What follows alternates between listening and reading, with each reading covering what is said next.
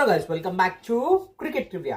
So ఎట్టకేలకు England series లో India అయితే ఫస్ట్ విన్ కొట్టింది. నిన్న జరిగిన ఒడియాలో అయితే చాలా మంచి పర్ఫార్మెన్స్ తో ఇండియా అయితే ఒక విన్ అయితే సాధించింది. సో ఒక స్టేజ్ లో ఇంగ్లాండే పై చెయ్యి, బట్ ఇండియన్ బ్యాట్స్మెన్స్ ఏ విధంగా అయితే పుల్ చేశారో అది నెక్స్ట్ లెవెల్. సో ఫస్ట్ అయితే ఇంగ్లాండ్ బ్యాటింగ్ చేసింది, ఓకే, వెల్ అండ్ గుడ్. మన బౌలర్స్ అయితే కన్సిస్టెంట్ గా బౌలింగ్ చేశారు. మెయిన్ గా అక్షర్ పటేల్ నుంచి మంచి స్పెల్ వచ్చింది.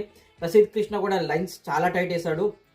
And most importantly Bumrah 3 years తర్వాత వన్డే టీంలో బ్యాక్ వచ్చాడు అండ్ మంచి గైడెన్స్ తోని టీం అయితే లీడ్ చేశాడు.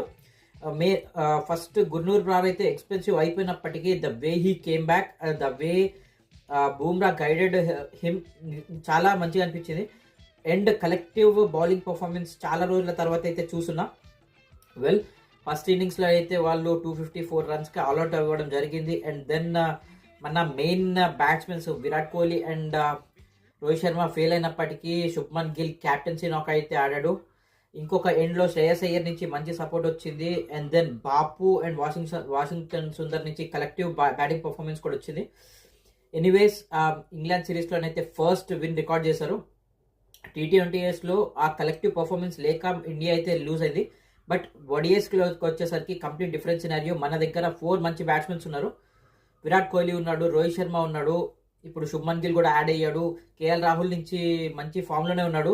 సో వీళ్ళందరూ కనుక కలెక్టివ్గా పర్ఫామ్ చేస్తే ఇంగ్లాండ్ సిరీస్ గెలవడం అనేది టీమిండియాకి చాలా ఈజీ.